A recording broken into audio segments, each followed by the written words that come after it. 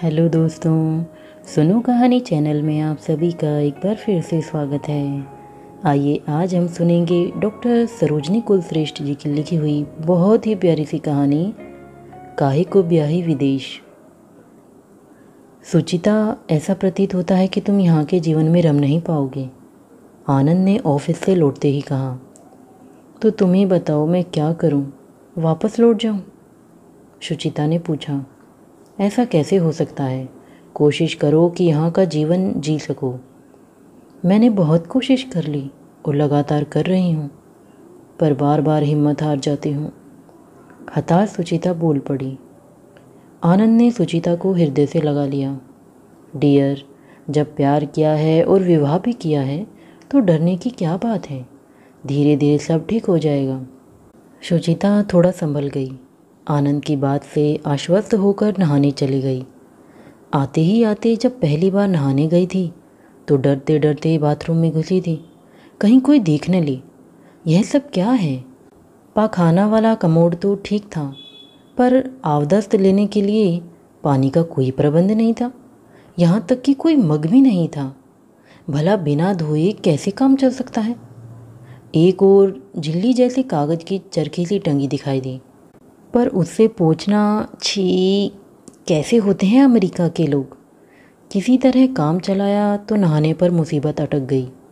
बड़ी सी टब, उसी में नहाना था, बैठकर या खड़े होकर।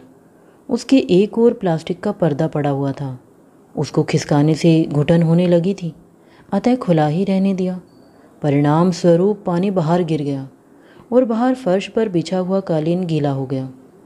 उसने पर्दे को फैलाया और नहाने के लिए टब में खड़ी हो गई। पानी खोला तो एकदम गर्म, उसका हाथ झुलस गया।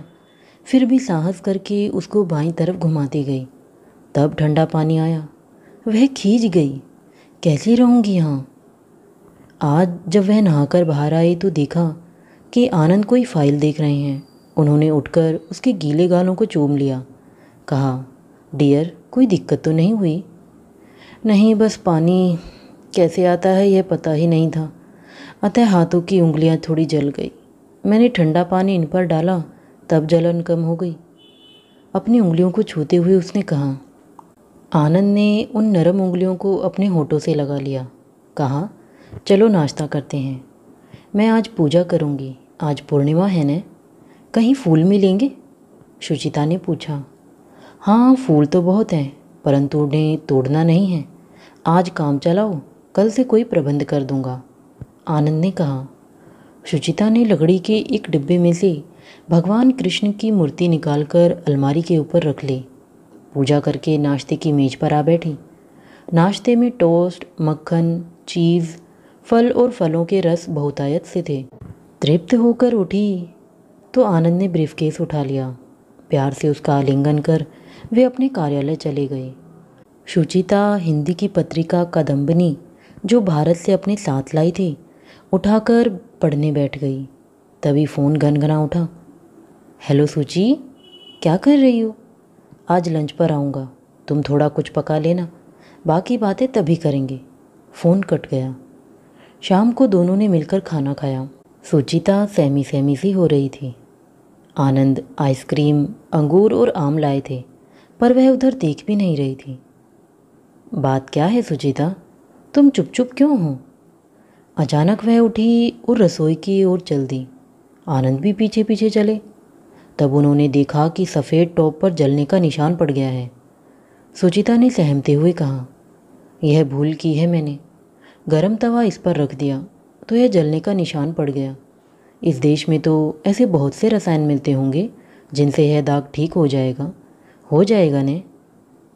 नहीं सुचिता, नहीं, यहाँ ऐसा कुछ नहीं मिलता।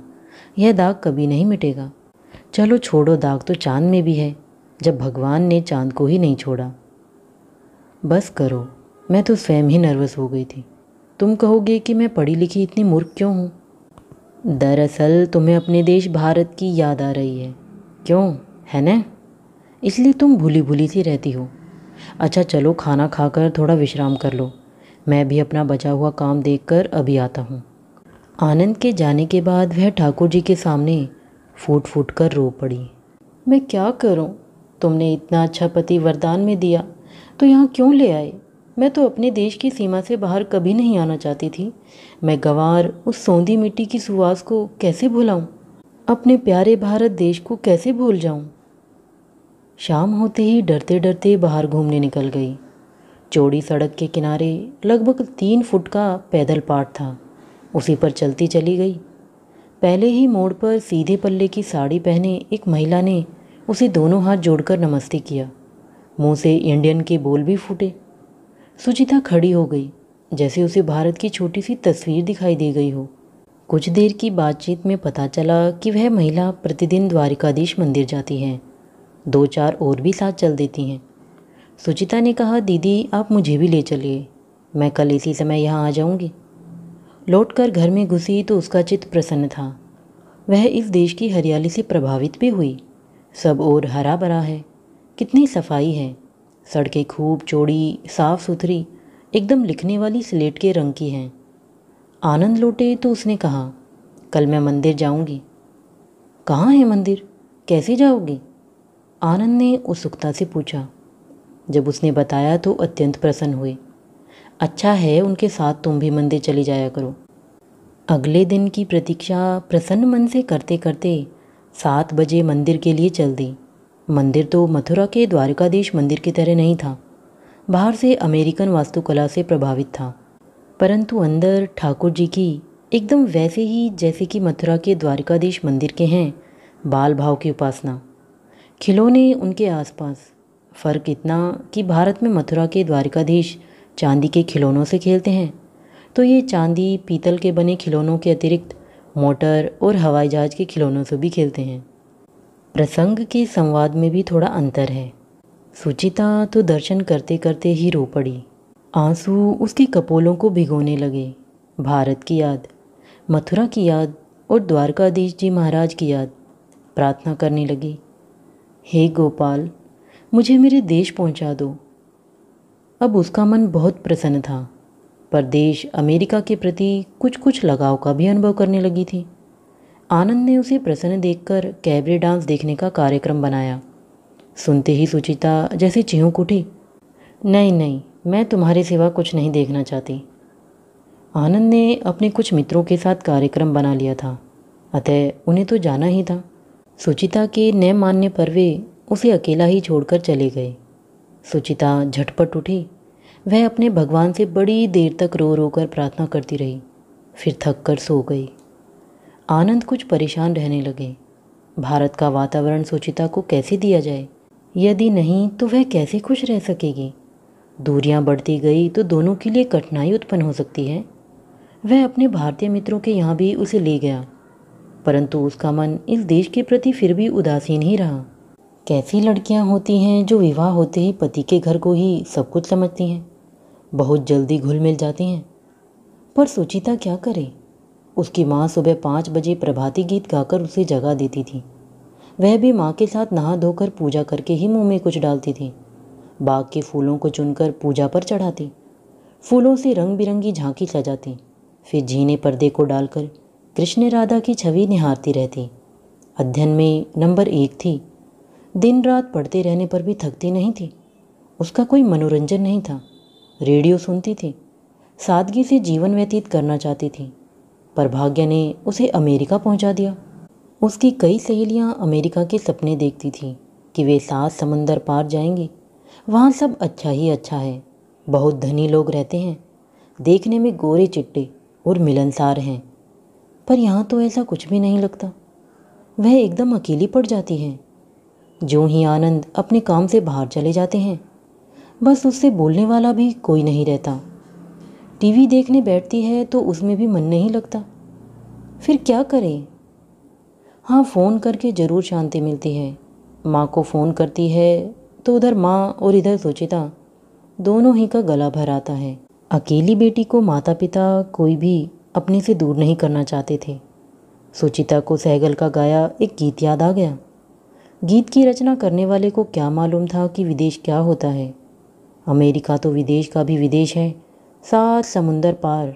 पता नहीं क्यों चाहने पर भी आनंद का संबल उसे शांति प्रदान नहीं करता। वातानुकूलित घर में पिंजरे के पंछी की तरह फड़फड़ाया करती है। द्वारकाधीश जी से वह अपनी मुक्ति की प्रार्थना करके आई है। यहाँ कोई भाई बंधु भी तो नहीं। सावन आ गया है। हमारे देश में इस ऋतु में ब्याही बेटियाँ अपने घर लौटती हैं, झूला झूलती हैं और गीत गाती हैं। तीजों पर खूब सज धज कर तीज पूजती हैं और श्रावणी पूर्णिमा पर रक्षाबंधन का त्यौहार मनाती हैं। उसने निश्चय किया कि वह भारत ही लौट जाएगी। आज आनंद से कहेगी कि वह सचमुच ही यहाँ नहीं रह सकती, नहीं रह सकती।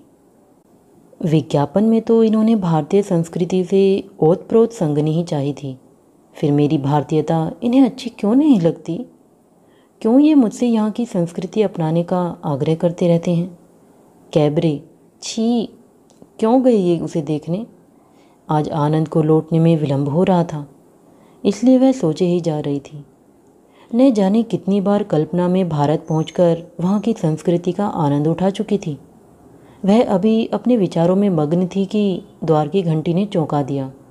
अस्त व्यस्त से ही उठकर द्वार खोलने गई तो आनंद मुस्कुराते हुए घर में घुसे। वे आज कुछ बोले नहीं, मुस्कुराते ही रहे। सुचिता हैरान, आज क्या बात है? वह पूछती रही। जब उत्सुकता चरम सीमा पर पहुंच गई तब रहस्य खुला। टाटा बिरला कंपनी में नई नौकरी मिल गई है। रहना होगा दिल्ली में, अर्थात हम भारत जा रहे हैं लौटकर।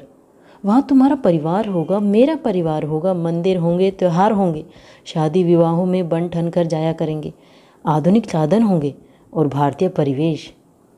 आनंद बोले जा रहा था और सुचिता की आंखों से आनंद के आंसुओं की धारा बह रही थी। आनंद ने खींचकर उसे अपने सीने से लगा लिया।